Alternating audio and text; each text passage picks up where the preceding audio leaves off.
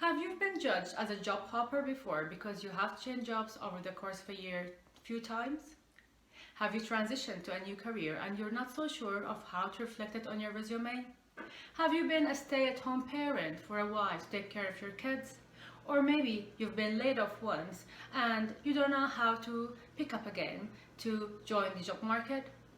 I'm sure you're wondering, how do you reflect all of these changes that happened throughout your life on your resume to be shortlisted for an interview? We have the misconception that sometimes recruiters or hiring managers would judge all of these changes in your life negatively. However, as a matter of fact, we're all human beings with different changes that can happen in our lives. So whether we like it or not, we have to deal with it. But most importantly, we have to be transparent and honest about all of these changes in our resume and not to lie at any point, because you will be addressing these changes at the interview. So you also make sure to have prepared answers to why you have transitioned careers, why you've been hopping from one job to the other, and your choice of being a stay-at-home parent or why you have been laid off, and many other perhaps situations that can be addressed within the same concept. Well, there's a solution definitely in how to reflect these on your resume. You have the option to choose one type of both, whether to go with a hybrid resume layout or a functional one. Let's discuss the first option, which is the hybrid one. You need to make sure when you use the hybrid layout to represent yourself very well in the profile section. This is your golden gateway to land on an interview. How we can do that? You would need to summarize all of your key skills, relevant knowledge to the job description, and expertise in the very first bullet point, followed by the other bullet points for sure, because that's the very section that the recruiter will be looking at. So if you have worked, let's say, in finance, HR, and then maybe office management, you would need to remember what were the key things you were good at in these different jobs, and then collect them all into one bullet point to show your experience. Definitely in the hybrid format or layout, you would need to be mentioning the month and year of every job, and this is then when it will be showing any gaps or any changes. Again, we have to be honest when we reflect all of our experiences. Moving to the next or the second option, which is the functional one, which is basically the preferable approach in all of the cases I've mentioned at the beginning. Why?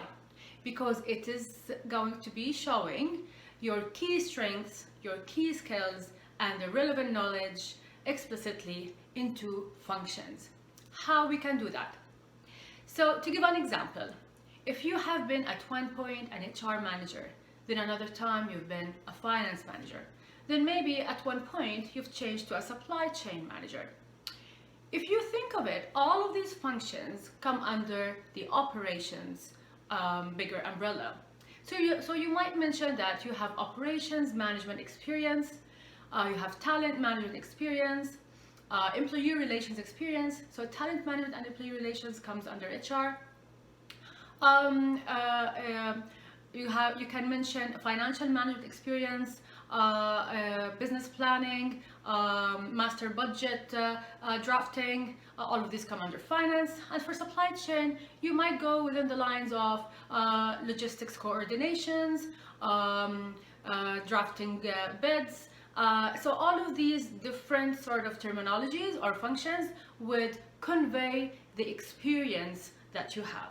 So whether it was 3 years of experience or whether it was 10 years of experience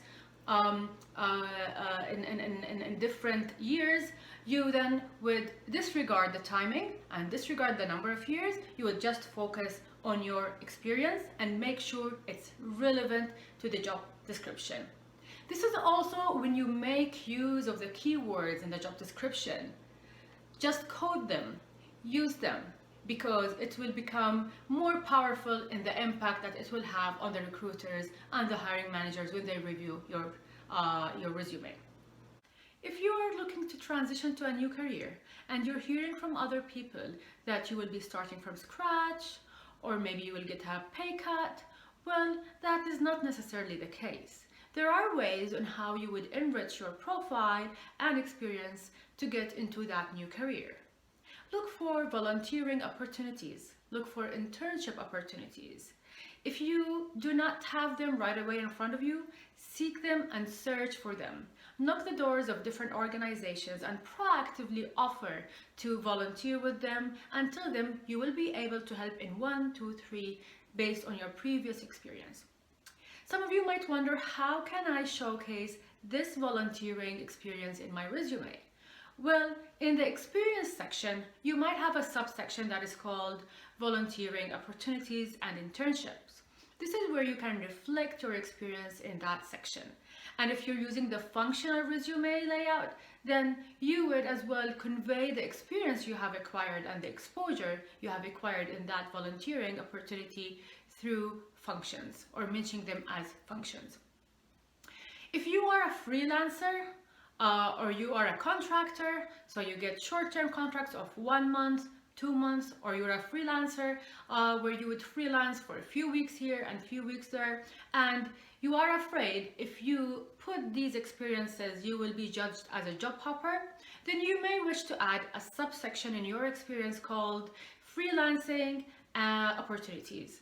And this is where you would mention this is a contracting opportunity, this is a freelance opportunity from that time to that time, and so on and so forth.